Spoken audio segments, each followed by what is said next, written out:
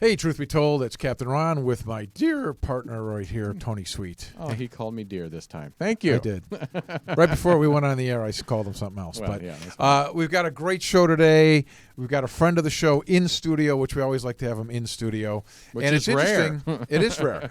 We had a fascinating show on about a month ago with Mr. Richard Martini. That one went 2 hours in tax, I think, Tony. Right. And it was really interesting. We've been talking a lot lately about afterlife and what happens. And with Richard, we talked about the soul groups and the studies that when he studied Michael Newton's 7,000 cases of near-death experiences and or past life regression.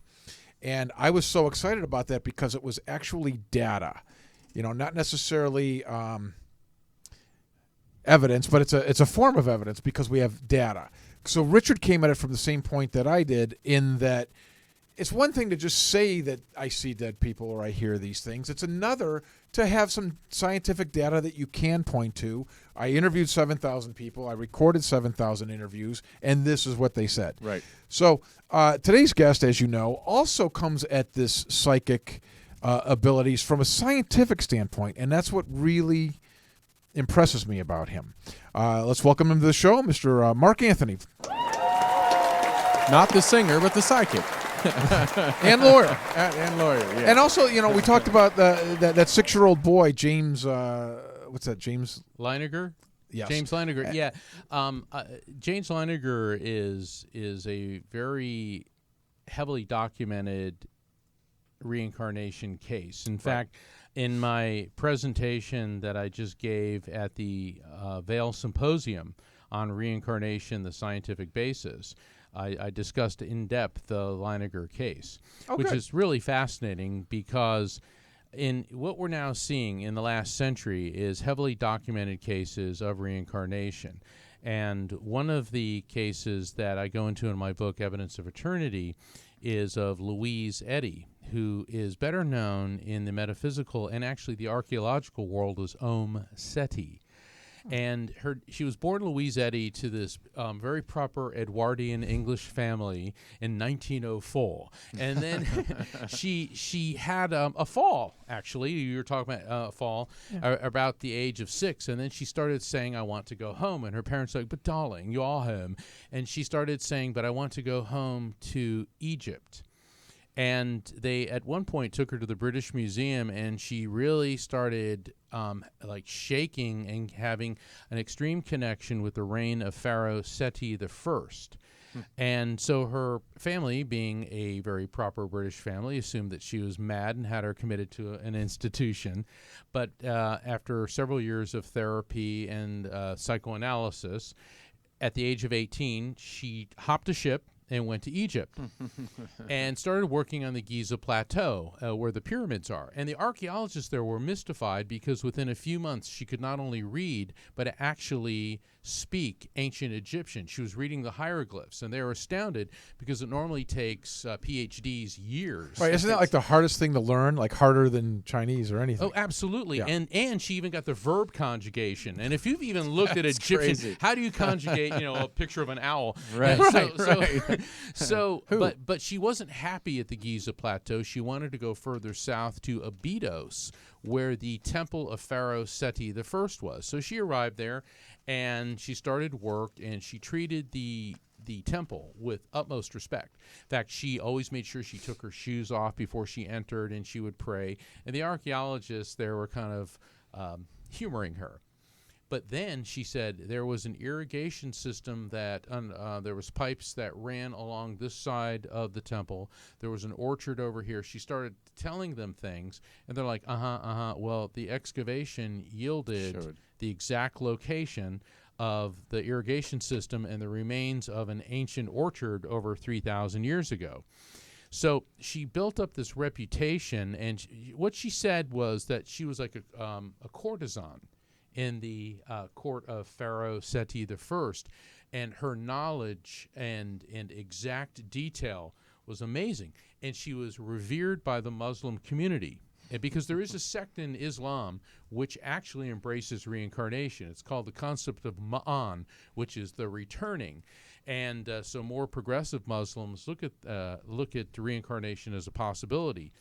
Tourists flocked to Egypt to meet with Seti, and I was privileged enough to see interviews with her because she lived up into the 1980s, and her memories and her descriptions of ancient Egypt are amazing. And one of the funniest things Seti ever said everyone comes to Egypt in search of a former life.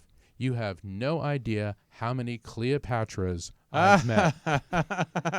They all want to be Cleopatra. Nobody wants to be the slave. Yeah. Nobody wants to be the one cleaning the irrigation system and emptying the chamber pots of Pharaoh Seti. They all think that they were a king or a queen, and that simply, isn't the case. So You're like, I'm the apple picker. Sure, and Yeah, if I may, there was another case in the 1930s in India, Shanti Devi. And when she was, once again, she was about 4 years old, and she started talking about, I want to go home. I want to go to, I think the town was Mertha. And she said, I want to see my husband. I want to see my son. And her parents, being good Hindus, did not chastise her. They said, perhaps our daughter's reincarnated. The Indian government at the time got involved. In fact, Mahatma Gandhi was in charge of the commission who was documenting and examining Shanti Devi's reincarnation. So here's what they did. They put her on a train. She was probably by this time about 6, maybe 7. Took her to Mertha. And so Gandhi was on the train and all these other people. They let her off by herself. At the buffet, most of the time. And then they followed her into the village. And she walked up to this house and she said, this is my home, and it used to be painted a different color. Okay, so they're notating this. Well, they hired an actor to say, well, I live here. I must be your husband. And she looked at him and says, you are not my husband. And she pointed to a man in the crowd. He is my husband. As it turns out, that was the guy that lived there. Then she started telling him about his family members, including those who had extramarital affairs, and that in her prior life she had a problem with her hip, and that during sexual intercourse it was extremely painful. And this guy's like, nobody knew that except my wife. And so the entire case of Shanti Devi was documented by it was a Swedish journalist. His name like Strom Linner Strong Bietenberg. How do you spell that? Anyway, it's one of those really long Swedish last names, Linnestrom, something like that. And she was studied for years, and actually she died not that long ago. And this is considered the most heavily documented and verifiable case of reincarnation in modern history until, of course, James Leininger came along. Hey, Mark, you're talking about reincarnation and how Hindus and Islam openly. Isn't it true that back in the day, though, Christianity embraced reincarnation, and then Constantinople came and? Yes, absolutely.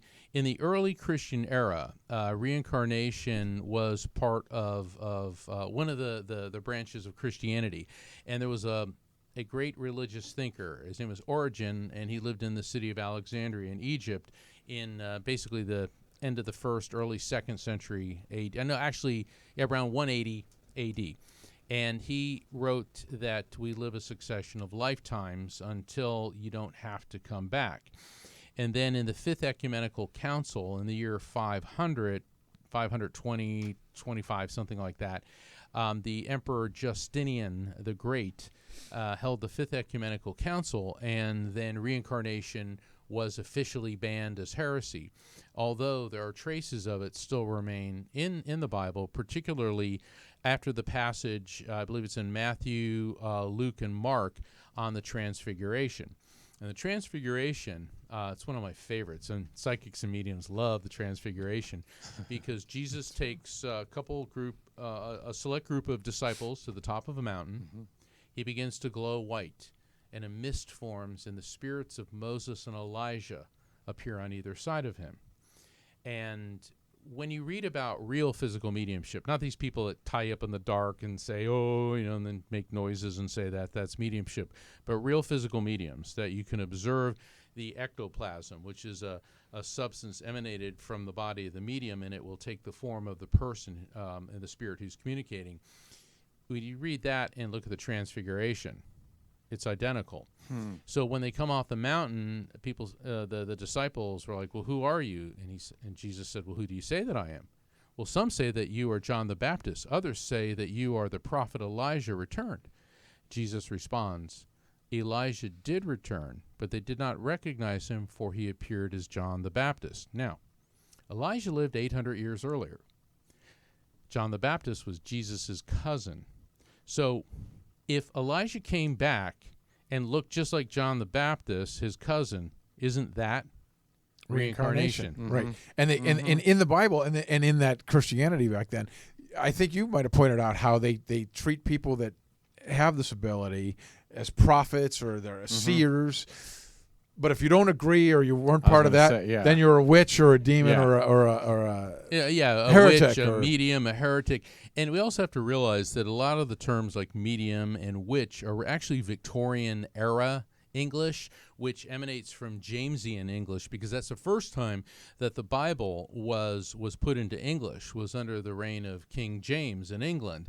And prior to that, if you go all the way back to the Old Testament, it was written in Hebrew, and then the New Testament was spoken in Aramaic, but then translated into Greek over 100 years after the death of Jesus, because in that part of the world, Greek was the language of the scholars. And then it went from classical era ancient Greek to ancient Latin, and then throughout the centuries into medieval Latin, and then Martin Luther in the 16th century wanted a Bible in the language of the people. So now we have Enlightenment or pre-Enlightenment era German. So when people start saying, well, this is the true word of God, and one of the most interesting things is that when James the first of England, who was James VI of Scotland, he became the king of both England and Scotland, and there was a lot of political turmoil. And he said, well, we need to have a Bible in the language of the people like they're doing in Germany, so write it. If you look at the word awful, Tony, what do you think of when you hear the word awful? Well, it's not his hairstyle. Anywho, no, actually, it's a negative undertone to it. So, yeah, I mean, it's not a... Captain Ron, if you hear the word awful? His personality. I would think negative. Okay, in Jamesian English, if you talk about the awful majesty of God, does that sound like a negative thing? Well, yeah, it does. Yeah. But in Jamesian English, awful meant full of awe and wonder of the majesty of God. Now, that is just one word over how it's changed in its meaning and context in 400 years. When you were saying that, I was thinking of like a telephone line. By the time you get through this translation to Latin, to Greek, we're probably way off base, right?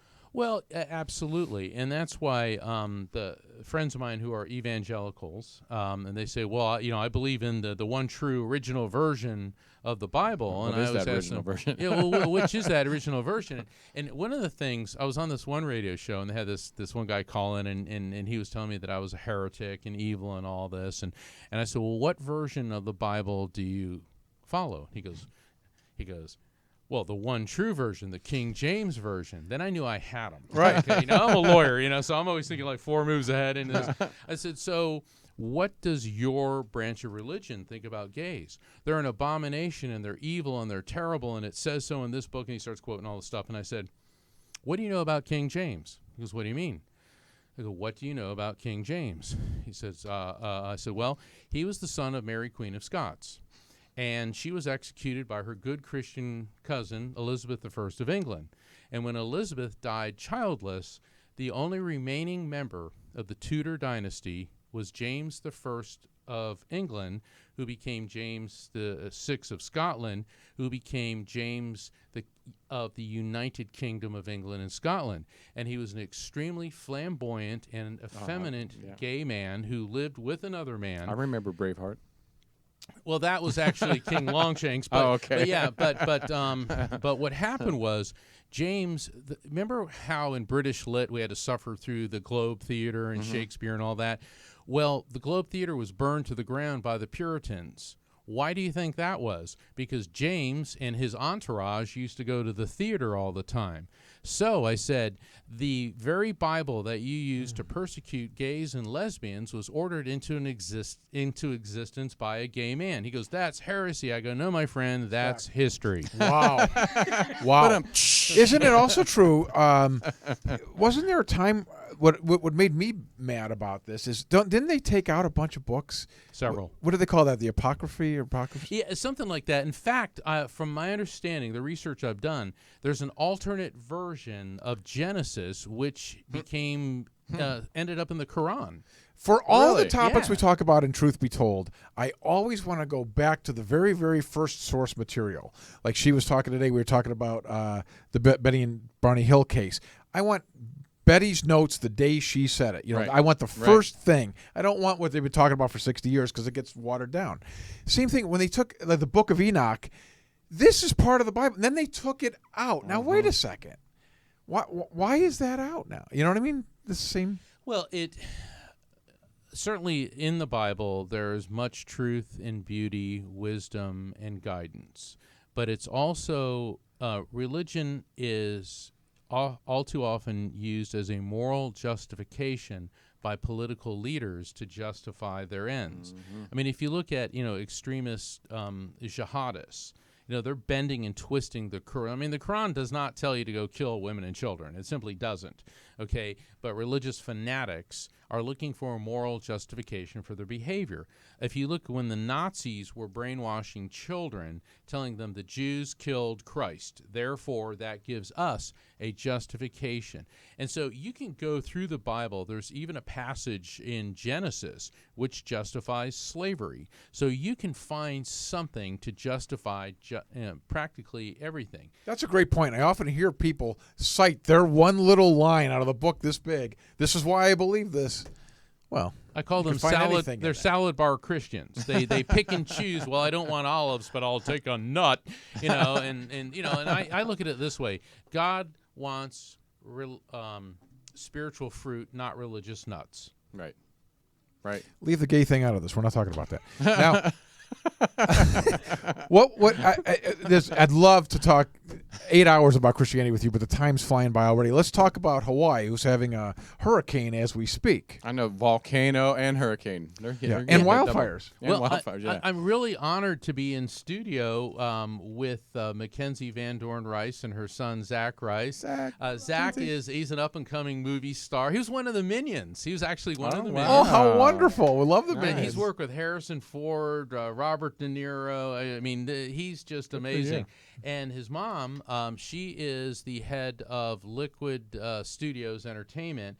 And I'm also with the famous Rocky, my manager, Rocky Trainer. And we are now in post-production on a pilot of a TV show that we filmed, Destination Supernatural, Episode 1, Hawaii, the Paranormal Paradise. And we spent a couple weeks in Hawaii. I was working with Rough. I've been all over the world, and I've had all kinds of jobs, but this one had to be the coolest ever. And I was working with the Kapu, and Kapu are Hawaiian spiritualist priests, and they still connect with the ancient religion of Hawaii, which is extremely complex.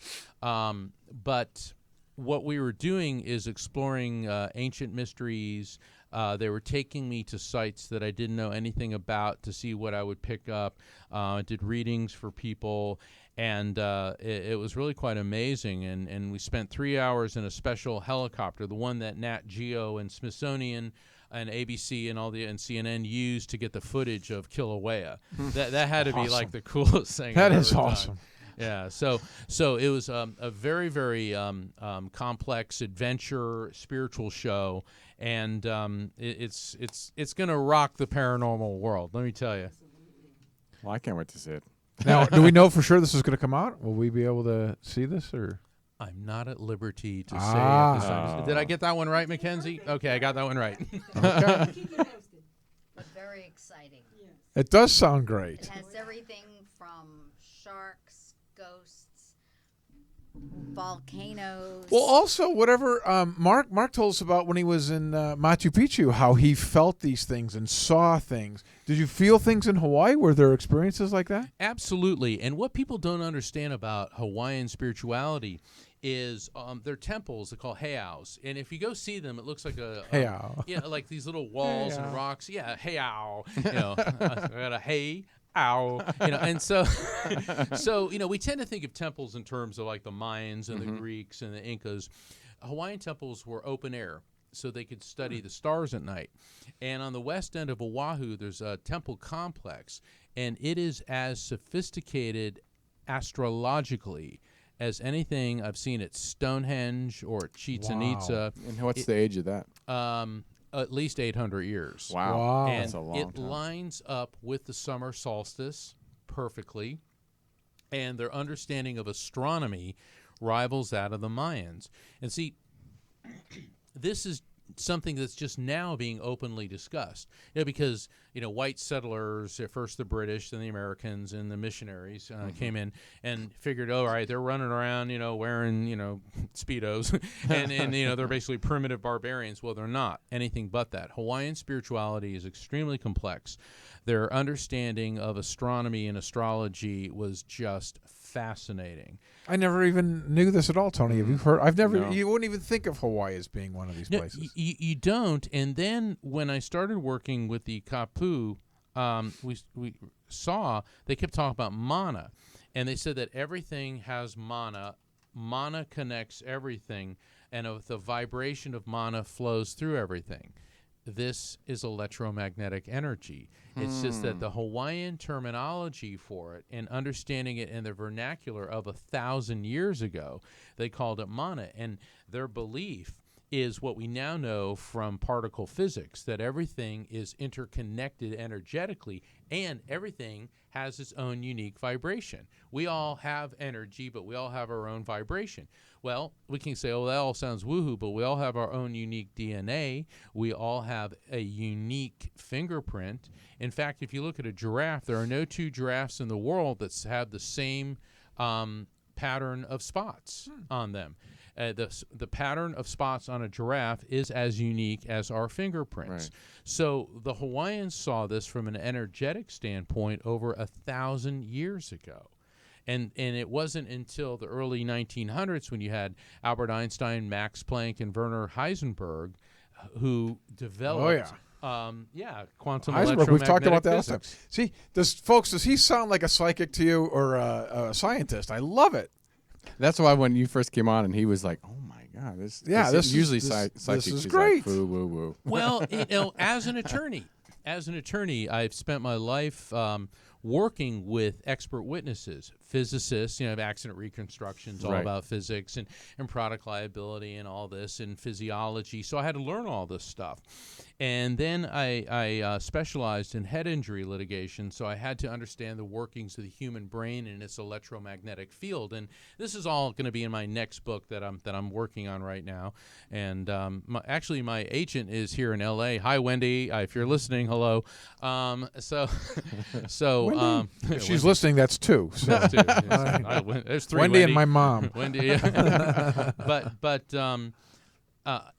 Ron, one of the things I admire about you is you approach this as a skeptic. As an attorney, I also approach this as a skeptic. And, I see a lot of things in the paranormal world that I don't buy. I just don't get it. I mean, I've seen these people pass themselves off as physical mediums, and I don't want to name any names, but there's no way that could possibly be taken seriously, much less pass muster through the scientific method. I've seen people who do these channeling, and they always talk in these phony British accents. Oh, they're granola. Oh, and you ask them a question. Oh, the spirits will not take questions at this time. Really? And I was in this one session, and a spirit came through and asked if this one scientist who was at the conference was in the room. Okay, now, it was supposedly the spirit of Carl Sagan, one of the most brilliant men this planet has ever produced. I've done over 15,000 readings, closer to 16 now. And the spirits always seem to know who's there when they come through. So how come Carl Sagan didn't know that the scientist wasn't in the room? So clearly that was a fraud. And so you start seeing that the history of mediumship, unfortunately, is filled with fraud and charlatanism. And that's why, people like myself, I approach it as an evidential medium and through a scientific basis, because everything has to be verified to guarantee its authenticity. People go, well, how do I know you're not a fraud? It's like, look, it would have been a lot easier for me to stay in the mainstream practice of law and not put up with you're a devil worshiper. And, well, actually, they used to call me that when I was a lawyer, too. So, maybe that's not such a good thing. Right. No, and it's saying that practicing law is the world's second oldest profession, and the parallels between that and the first are, amazing. But I digress. But you have to approach everything through an objective, analytical mindset, because as Nikola Tesla said, what one man calls God, another calls the laws of physics. And I firmly believe that there is an explanation for everything. The fact that our technology may not be able to verify it at this time doesn't mean yet it doesn't exist. Yet, Right. Exactly. Why do you think so many people, like, he's more of a skeptic than I am, but why do you think people go into psychics or paranormal and believe everything they see? Is it just the need, the want to understand, where some people like us, we just want to know the truth, not necessarily want to just told what I want to hear? Why do you feel that the human race is like that so much? They just seem predisposed to just buy into Everything. Yeah. I think fear is a double-edged sword. Some people reject spirit communication and psychic ability because they're afraid of it and of the unknown. And I believe that other people are so afraid that physical death is the end of existence that they reach out for that glimmer of hope. What did P.T. Barnum say? You can fool some of the people all the time, all the people some of the time, but you can't fool all the people all the time, all right? And that's Let me write that down so I can read. Well, and that's what bothers me about the pseudo mediums and the charlatans out there, because they are only buying into people's fear as opposed to approaching it from an objective and verifiable basis. It's like, I don't want to name any names again, but people say, God talks to me and I wrote all these books. Really? How's that verifiable? And the fact of the matter is, God talks to all of us every day. The question is, are we listening? Well, I also like how you sort of have an idea of how your abilities work. Like physically, how you think that the frequency resonates at a certain thing. Right. That's how you feel. It's just like a scientific explanation for his abilities. I think that's a great approach. I mean, even if it's not correct, at least he's looking at it from that way, as opposed to, well, I talked to God, and he told me you guys should all give me $1. And believe, believe what I'm telling you. Right. Right. Yeah. And by the way, the collection basket's Right. going around On the door. Right. Yeah. Well, back in the day, I don't hear so much nowadays, but I remember in the 70s and 80s, they used to do these programs on the scientific side of psychics, where they used to go to these institutes doing a lot of different tests. Do they still do that? Yeah, there are some institutes. Arthur Findlay College in England does that. I understand there is a place, I think it's affiliated, or it was, with Duke University. There were several institutes that still study. I know Dr. Gary Schwartz, a friend and colleague of mine at University of Arizona, studies mediums. Oh, they do? Yes. So, and, I always get back to, if this is such hooey, then why does every major intelligence service in the world have psychics? Right. Yeah. Well, we talked about the Duke University doing that with the Vegas guy we had here, where they roll dice 1,000 times and they try to affect the dice because the dice, are that pattern should show up. Did it work? There's some people they felt they could affect the dice up to 6%. Interesting. That's a Duke University. 6%. That's not a good odd. Well, it's if it's in Vegas, that would be a fantastic advantage. True. That is true. Because some games are 0.1% advantage. If you had a 6% advantage, it's pretty good. Do you think our intentions and thought of positive thought really can change the outcome, our future, other people's lives. Do you really think that by us just thinking positive can change? Because I hear send out a prayer. All the prayers combined can make a difference. Do you believe they actually make a difference? It's all too easy to go no. But what is a thought?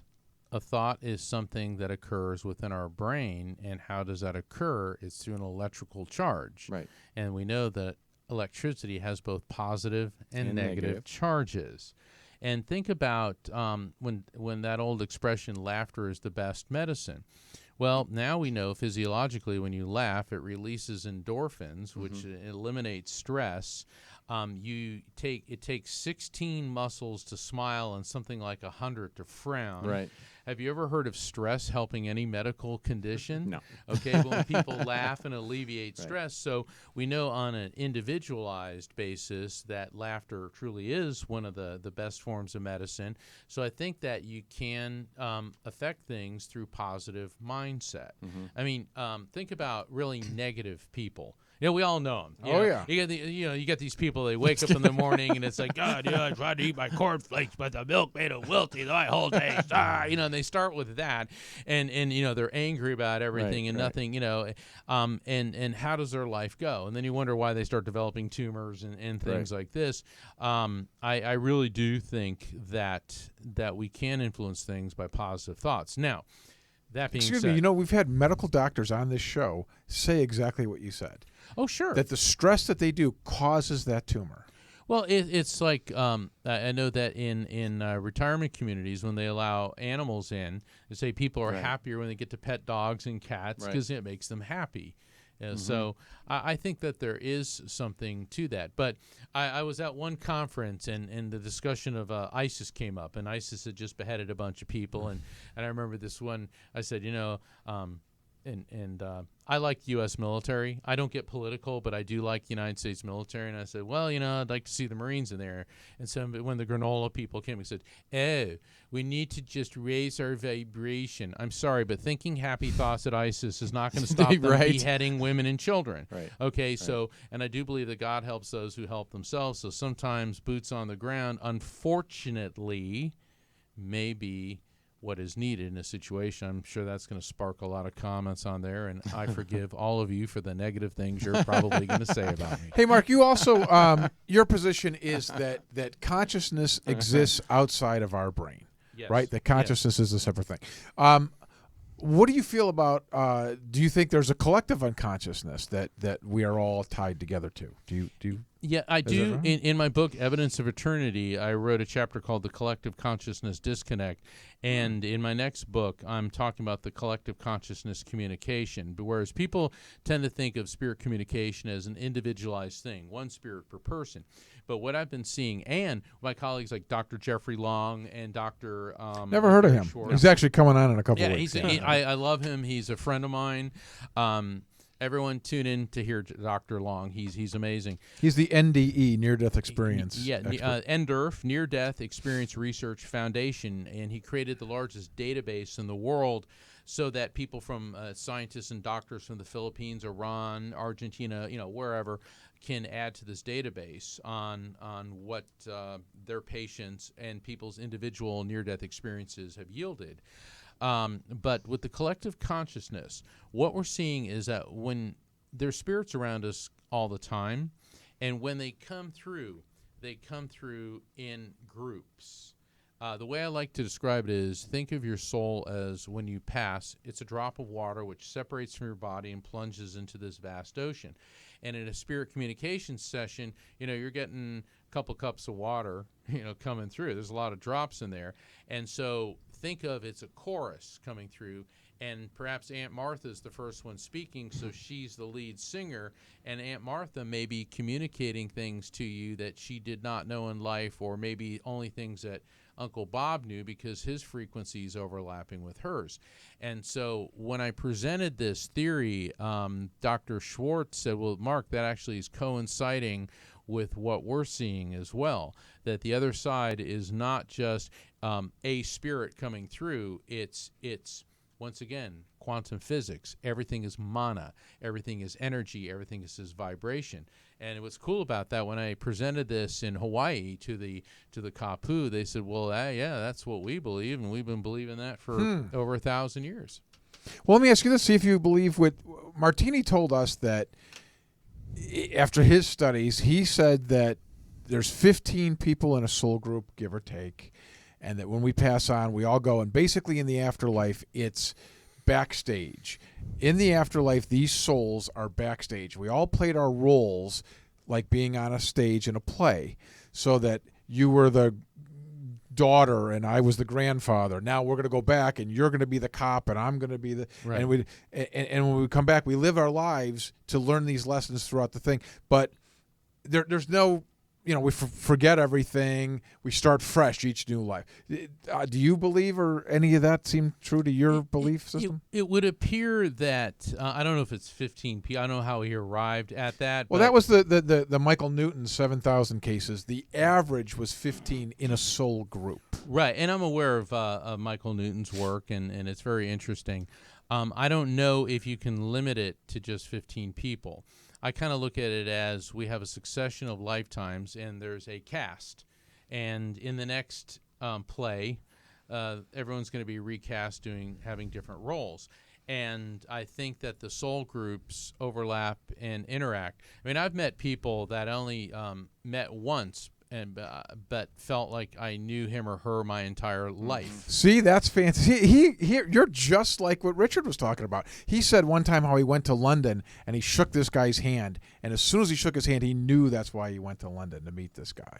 Like he just had a connection with him, similar to what you're saying. Well, it's like Mackenzie here. I mean, I did a reading for Mackenzie a couple years back, and we over the phone. And we clicked so well, and I told Rocky, I said, "Look, when we're in L.A. next on tour, we've got to meet her." And I walked in, and it's like, my sister from another mister. I mean, there's just certain people, and that's why we have such a great working relationship now. And we've been working on this new paranormal adventure show, which is going to stand apart from all the other paranormal ghost hunting type shows. It's going to rock the metaphysical That's so world. exciting. No, but do you think it's possible, for example, that you guys could be part of a same soul group, for example? Oh, absolutely. And then there's also people I've met that I instinctively dislike, and for no logical reason. I was going to say, No offense. Listen, right? Yeah, we just work Weren't you together. that guard at Auschwitz? That's- You know what I mean? It's like, and I don't mean to, be facetious or sarcastic, but there are some people that I immediately dislike, and I always try to be respectful of everybody that I meet, and that doesn't mean I'm nasty or mean to them, but it's very possible this could be a residual. But I was Right. trying to think about that too. Was when because I'm saying I'm an empath. I'm Right. around people. I'm like, I just don't like them. It's not that I hate them. I just don't want to be around them. But how?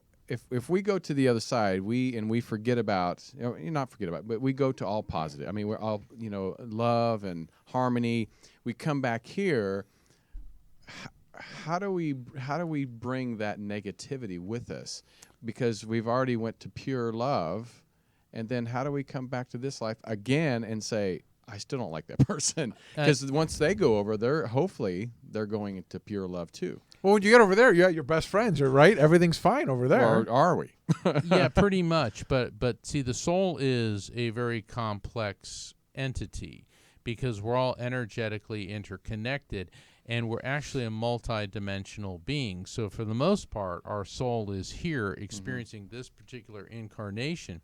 But the higher self, or rather the aspect of our soul that's tethered, connected, interlinked with the other side, maintains the residual memories of other lifetimes. So that's why, let's say, somebody that you love has reincarnated, but I do a reading for the family, I can still connect with the higher self to make a connection with an aspect of that spirit. Because a lot of people say, well, what if the person I want to talk to is reincarnated? It's like, don't worry about it. Well, how can that be possible? It's like, because you're judging the infinite world of the multiverses from our finite perception.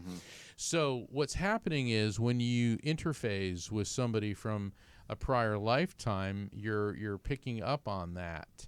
And we don't always forget, because look at like Shanti Devi, James Leiniger, Louise Eddy. They, for whatever reason, are able to access those memories from a prior lifetime. And who knows how many people like that are out there that didn't become famous or known. I mean, people just didn't talk about it or absorb it. Yeah, Look for it. I mean, if you go around going, I used to live in medieval France before I was beheaded. I mean, and people are scared. It's like Jeffrey Long will tell you about how people are afraid of talking about their near-death experiences. People think you're nuts. I mean, what I have to be subjected to by the religious fanatics, the cynics who claim they're skeptics, and just rude people in general.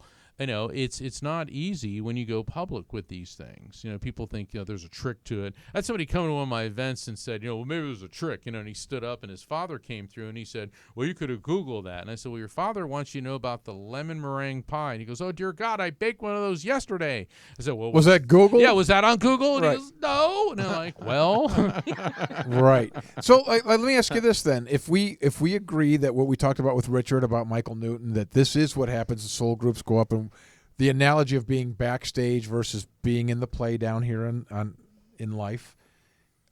With your mediumship abilities, are you sort of peering behind backstage, sort of? Do you have sort of access to them? Is that...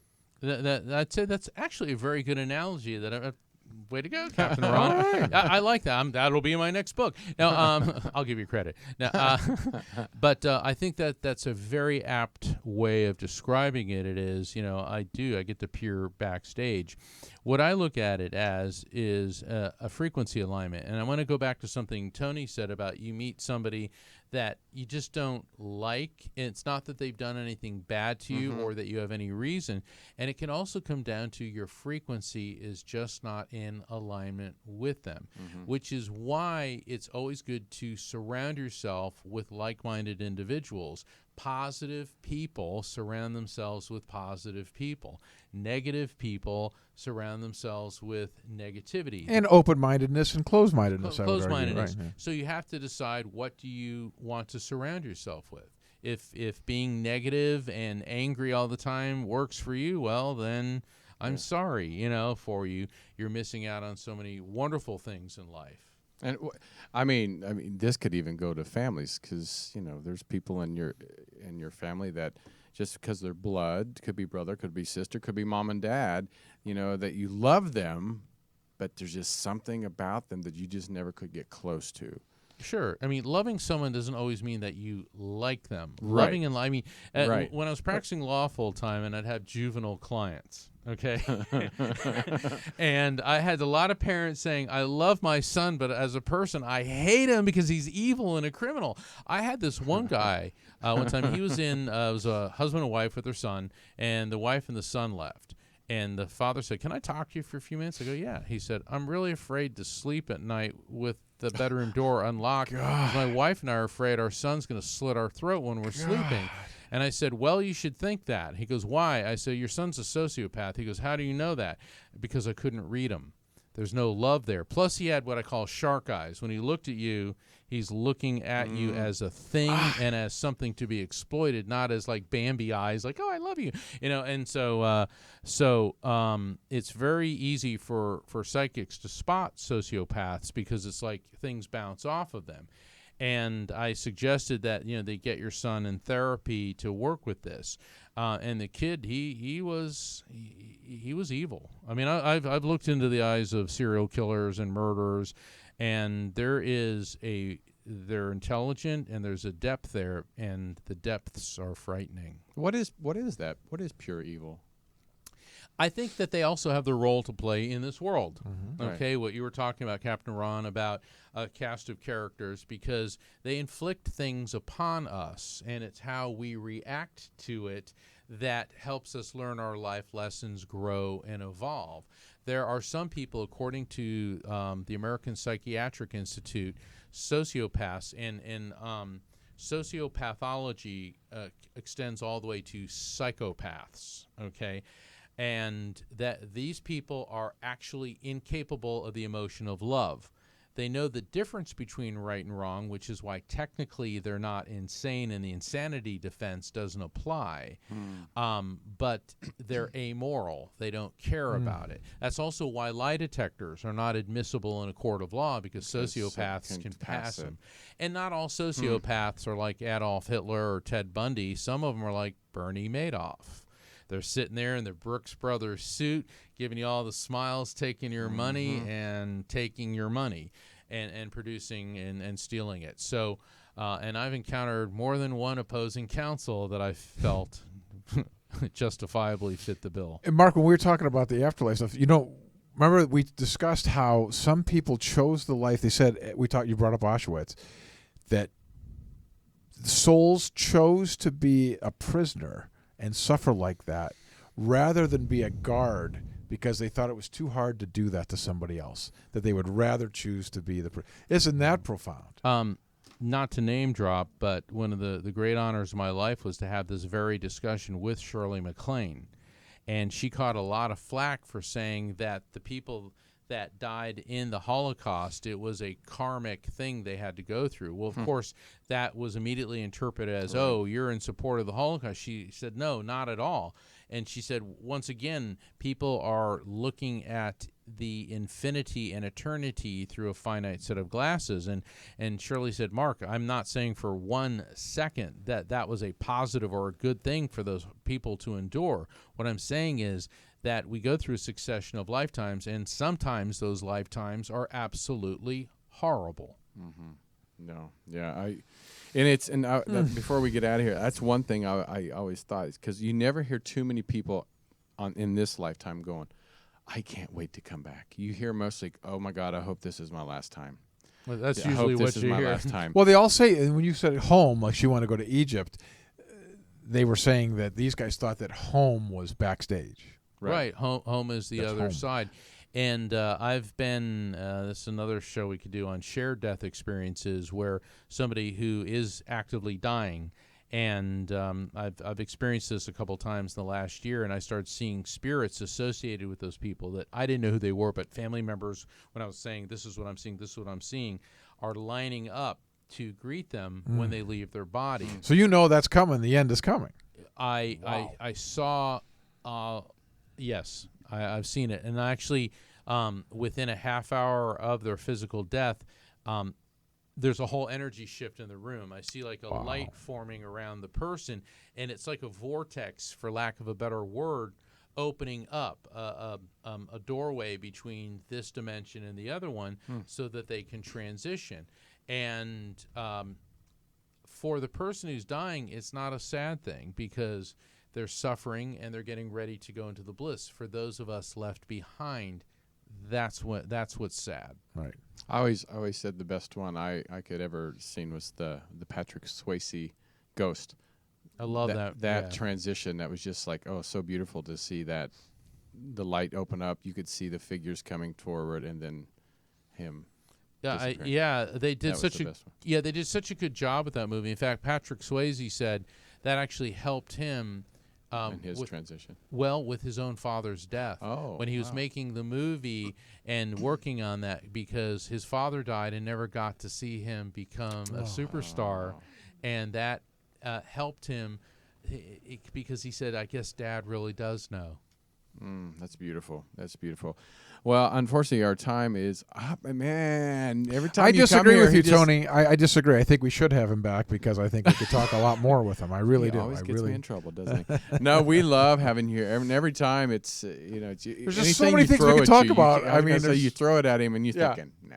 Oh, yeah, he does. He knows it. He knows it. But it's always a pleasure to have you in studio, especially, and then just having you on the show. You're a fixture now. And we'll be watching for this new show. We're really excited about this. Destination Supernatural. Ooh, I love it. Yeah, I like it. All right, so tell everybody where to find you, all the good stuff. evidenceofeternity.com. You can find out about my tour schedule. I'm off to IANS, International Association Near Death Studies, next week. I'll be speaking on May the Force Be With You, near-death experiences and interdimensional communication. And then next month at the AREI, Afterlife Research Education Institute, where I'll be speaking on rulers, royals, psychics, and spirits, the mystics behind the thrones. That sounds good. And next Tuesday night, August 28th, I'll be at the East West Bookshop in Seattle for an evening of spirit communication, where I'll be connecting random audience members with their loved ones in spirit.